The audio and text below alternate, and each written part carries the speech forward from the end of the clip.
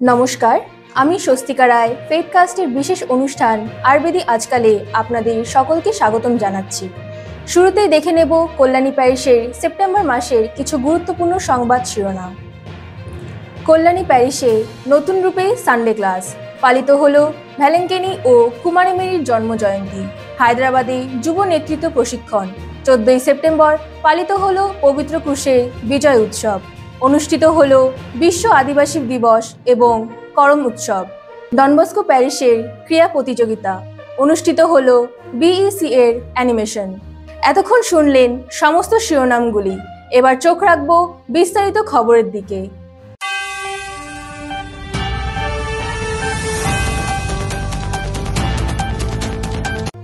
কল্যাণী প্যারিসে নতুন সময়সূচি অনুযায়ী সানডে ক্লাস শুরু হলো।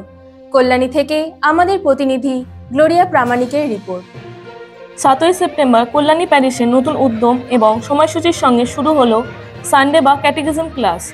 রোমান ক্যাথলিক ধর্মীয় শিক্ষার এই গুরুত্বপূর্ণ কার্যক্রমটি এবার থেকে প্রতি রবিবার বিকেল 4টায় অনুষ্ঠিত হবে, যা শিক্ষা ও শিক্ষার্থীদের মধ্যে নতুন উৎসাহ জাগিয়েছে।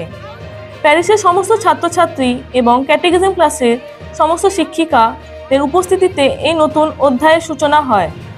এই বছর সানডে ক্লাসের একটি বিশেষ আকর্ষণ হলো অডিটরি ক্লাস, যা সম্পূর্ণ দায়িত্ব নিয়েছে কল্যাণীর প্যারিসের যুব সম্প্রদায়।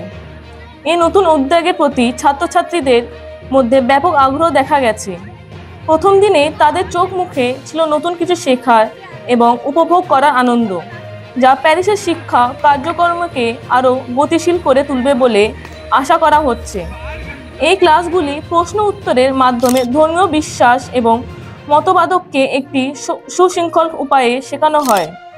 এই পরিবর্তনটি প্যারিসের শিক্ষা ব্যবস্থায় একটি ইতিবাচক প্রভাব ফেলবে এবং তরুণ প্রজন্মকে তাদের ধর্মীয় ঐতিহ্যের সঙ্গে আরও নিবিড়ভাবে যুক্ত হতে সাহায্য করবে বলে মনে করা হচ্ছে। কল্যাণী প্যারিসে সাড়ম্বরে পালিত হলো ভ্যালেঙ্কিনি ও কুমারী মেরির জন্মজয়ন্তী উৎসব। কল্যাণী থেকে বিদিশা সর্দারের রিপোর্ট। 9 সেপ্টেম্বর ধর্মীয় ভাব গম্ভীর্য ও বিপুল উৎসাহ উদ্দীপনার মধ্য দিয়ে কল্যাণী প্যারিসে পালিত হলো ভ্যালেঙ্কিনি এবং কুমারী মেরির জন্মজয়ন্তীর উৎসব। দীর্ঘ 10 দিন ব্যাপী এই আয়োজন সমাপ্ত হয়েছে এক বিশেষ মহাধর্মীয় অনুষ্ঠানের মাধ্যমে, যেখানে প্যারিসের বহু ধর্মপ্রাণ মানুষ একত্রিত হয়েছিল। উৎসবের সূচনা হয়েছিল গত 29শে আগস্ট এক বর্ণাঢ্য উদ্বোধনী অনুষ্ঠানের মাধ্যমে। এই দিনে পতাকা উত্তোলন ও পবিত্র মিশা বলিদানের মাধ্যমে উপাসনার আয়োজন করা হয়। এরপর থেকে প্যারিসের সকল সদস্য একত্রিত হয়ে 30শে আগস্ট থেকে 7ই সেপ্টেম্বর পর্যন্ত প্রতিদিন বিকেলে 4:30 ভক্তিপূর্ণভাবে নভেনা প্রার্থনা ও পবিত্র মিশা বলিদানে অংশগ্রহণ করেন। এই 9 দিনের প্রার্থনায় প্যারিসের প্রতিটি সদস্যের মধ্যে এক ভিন্ন আধ্যাত্মিক সংযোগ তৈরি করে। উৎসবের মূল আকর্ষণ ছিল 8ই সেপ্টেম্বর বিকেল 5টায় অনুষ্ঠিত বিশেষ পবিত্র মিশা বলিদান। এই উপাসনাটি পরিচালনা করেন কল্যাণী প্যারিসের মা সমাজের মায়েরা। তাদের সুশৃঙ্খল পরিচালনায় উপাসনা এক নতুন মাত্রা লাভ করে। উক্ত পবিত্র মিশা বলিদানে পৌরোহিত্য করেন প্যারিসের পালক পুরোহিত শ্রদ্ধেয় ফাদার উজ্জ্বল মণ্ডল এবং অল্টারের সেবিকার দায়িত্বে ছিল প্যারিসের যুব সমাজ। ফাদার উজ্জ্বল মণ্ডল তার প্রার্থনাময় বাণী ও আধ্যাত্মিক দিক নির্দেশনার মাধ্যমে উপস্থিত সকলকে অনুপ্রাণিত করেন। উপাসনার প্রতিটি পর্যায়ে প্যারিসের বহু মানুষ অংশগ্রহণ করেন। তাদের স্বতঃস্ফূর্ত উপস্থিতি ও ভক্তিপূর্ণ প্রার্থনা সমগ্র পরিবেশকে আরও পবিত্র করে তোলে। এটি শুধু একটি ধর্মীয় উপাসনাই ছিল না, বরং সমগ্র প্যারিসে পরিবারের একত্রিত হওয়ার এক অন্যান্য উপলক্ষ ছিল। উৎসবের মধ্য দিয়ে প্যারিসের ঐক্য ও সংহতির এক উজ্জ্বল দৃষ্টান্ত স্থাপিত হয়েছে। ফাদার উজ্জ্বল মণ্ডল তার বক্তব্যে ভ্যালেঙ্কিনি মাতার ইতিহাস সহ কুমারী মেরির জীবনের আদর্শ তুলে ধরেন এবং সকলের জীবনে শান্তি ও সমৃদ্ধি কামনা করেন। মাদার্স গ্রুপের সদস্যরা জানান, এই উৎসব সফল করতে পেরে তারা অত্যন্ত আনন্দিত এবং আগামীতেও এই ধরনের আধ্যাত্মিক আয়োজন চালিয়ে যাওয়ার অঙ্গীকার করেন। এই উৎসবের সফল পরিসমাপ্তি কল্যাণী প্যারিসের জীবনে এক নতুন আধ্যাত্মিক প্রেরণা নিয়ে এসেছে। হায়দ্রাবাদে যুব নেতৃত্ব গঠনের প্রশিক্ষণে কলকাতা প্রদেশের কল্যাণী প্যারিসের যুবকদের সক্রিয় অংশগ্রহণ। হায়দ্রাবাদ থেকে আমাদের প্রতিনিধি সাগর বাছারের রিপোর্ট। 10ই সেপ্টেম্বর কলকাতা প্রদেশ আইএনসি এর বিভিন্ন প্যারিস থেকে মোট 26 জন ইউথ লিডার্সরা উপস্থিত ছিল। তাদের সঙ্গে কল্যাণী প্যারিসের 3 জন যুবক যুবতী সহ ফাদার বিকাশ মণ্ডল এসডিবি ও ফাদার অ্যালফ্রেড পল এসডিবি মিলে হায়দ্রাবাদের উদ্দেশ্যে ট্রেনে রওনা দেন। তাদের গন্তব্য ছিল লাফ বা লিডার্স অ্যান্ড অ্যানিমেটার্স ফরমেশন প্রোগ্রাম, যা যুব নেতৃত্ব গঠনে একটি বিশেষ প্রশিক্ষণ কর্মসূচি। 11ই সেপ্টেম্বর সকলে হায়দ্রাবাদে পৌঁছে দিল্লি প্রদেশ আইএনএন এবং হায়দ্রাবাদ প্রদেশ আইএনএইচ এর অন্যান্য যুবকদের সঙ্গে মিলিত হন এবং সেখানে উপস্থিত হন মোট 120 জন লিডার্সরা। 13ই সেপ্টেম্বর পর্যন্ত প্রতিদিনই ছিল নানা সেশনস, যেখানে নেতৃত্বের গুণাবলী, দায়িত্ববোধ ও দলগত চেতনার উপর বিশেষ গুরুত্ব দেওয়া হয়।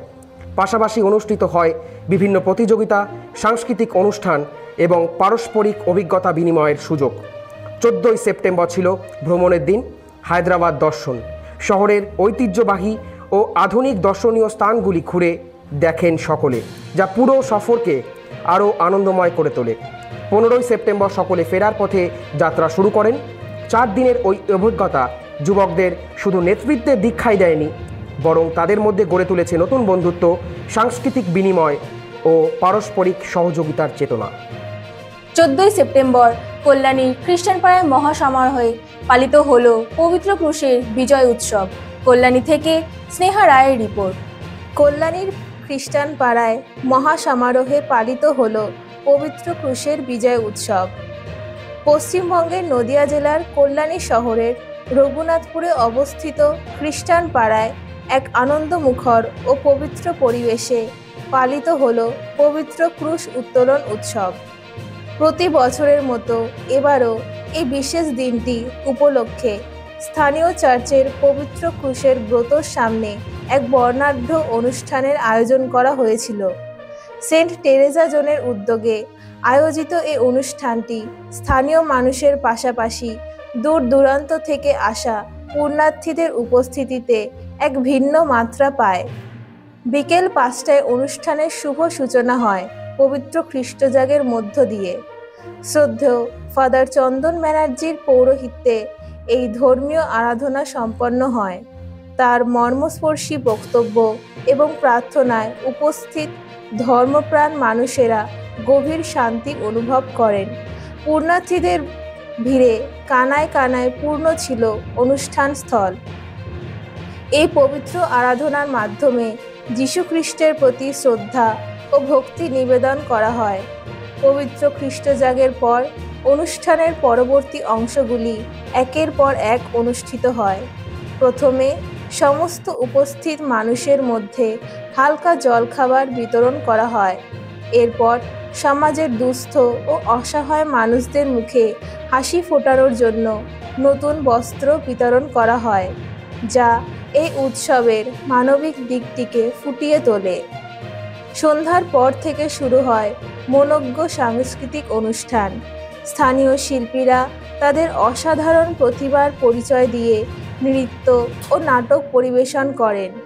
যিশুর জীবন ও শিক্ষা এবং ধর্মীয় মূল্যবোধের ওপর ভিত্তি করে তৈরি এই সাংস্কৃতিক পর্বগুলি দর্শকদের মুগ্ধ করে তোলে।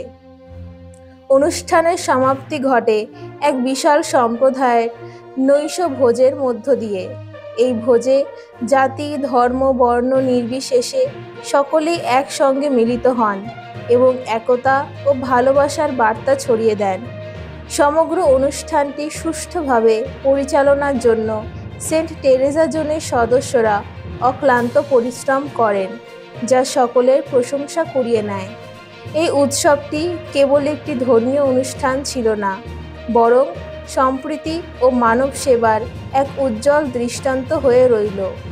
কল্যাণী প্যারিসের জাঁকজমকের সাথে পালিত হলো বিশ্ব আদিবাসী দিবস এবং করম উৎসব। কল্যাণী থেকে আদিত্য সরকারের রিপোর্ট।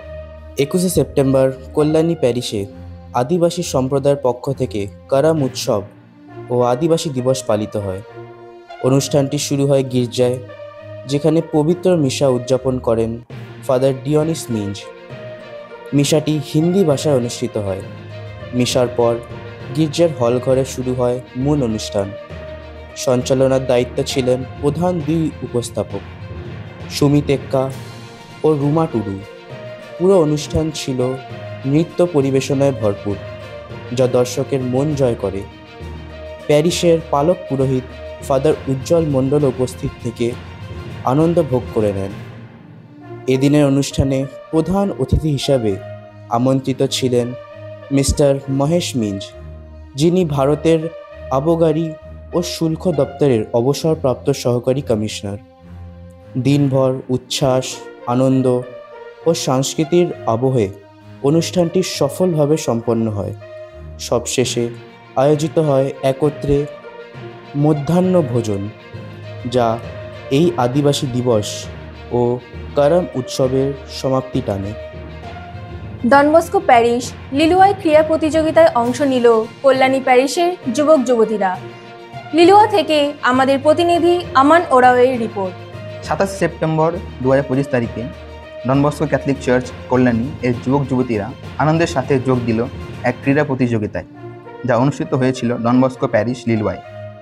উৎসাহ ও উদ্দীপনায় ভরপুর এই অনুষ্ঠানে বিভিন্ন প্যারিস থেকে যুবক যুবতীরা অংশগ্রহণ করে নিজেদের প্রতিভা ও ক্রীড়া সুলভ মনোভাব প্রদর্শন করে। এই প্রতিযোগিতায় ছিল দুটি প্রধান খেলা: ছেলেদের ফুটবল প্রতিযোগিতা, যেখানে অংশগ্রহণ করে 21টি দল। খেলা জুড়ে ছিল উচ্ছ্বাস, দলগত সহযোগিতা ও উত্তেজনা।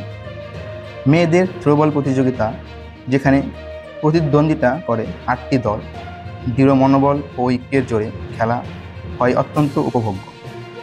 কল্যাণী প্যারিসের যুবক যুবতীরাও উৎসাহ ও শৃঙ্খলার সঙ্গে প্রতিযোগিতায় অংশগ্রহণ করে প্যারিসকে প্রতিনিধিত্ব করেন। প্রতিযোগিতা শুধু খেলা নয়, বরং বন্ধুত্ব, ঐক্য ও ডনবস্কো যুব আত্মার এক প্রাণবন্ত উদযাপন হয়ে ওঠে। দিনের শেষে সকলের হৃদয়ে রইল আনন্দ, কৃতজ্ঞতা এবং আগামী দিনে আরও বিশ্বাস ও ভ্রাতৃত্বের বন্ধনে একসাথে এগিয়ে চলার প্রেরণা।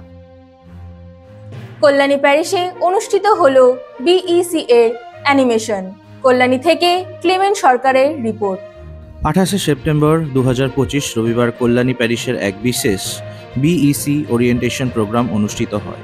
অনুষ্ঠানটি পরিচালনা করেন ফাদার অ্যান্টনি মণ্ডল ও সিস্টার সেলিন। কংগ্রিগেশন অব প্রভিডেন্সের সহায়তায় ছিলেন সিস্টার লুসি এসএমআই। এই অনুষ্ঠানে খ্রিস্টীয় জীবনে দৈনন্দিনভাবে সুসমাচারের মূল্যবোধ বাস্তবায়ন ও বেসিক ইক্লেশিয়াল কমিটি অর্থাৎ বিইসি এর তাৎপর্য বিশেষভাবে তুলে ধরা হয়। বহু প্যারিশনার সহায়কভাবে অংশগ্রহণ করেন, যারা ইতিমধ্যেই কল্যাণীর বিভিন্ন জোন বিইসি সভার পরিচালনায় সঙ্গে যুক্ত রয়েছে। প্যারিসের পালক পুরোহিত ফাদার উজ্জ্বল মণ্ডল এসডিবি উষ্ণ শুভেচ্ছা জ্ঞাপন করে নতুন বিইসি গ্রুপ গঠনের আহ্বান জানান। তিনি নিজেও প্যারিসের একাধিক নতুন বিইসি গ্রুপ শুরু করার জন্য উৎসাহ প্রদান করেন। উপস্থিত সকলে ভবিষ্যতে আরও ফলো আপ প্রোগ্রাম আয়োজনের ইচ্ছা প্রকাশ করেন।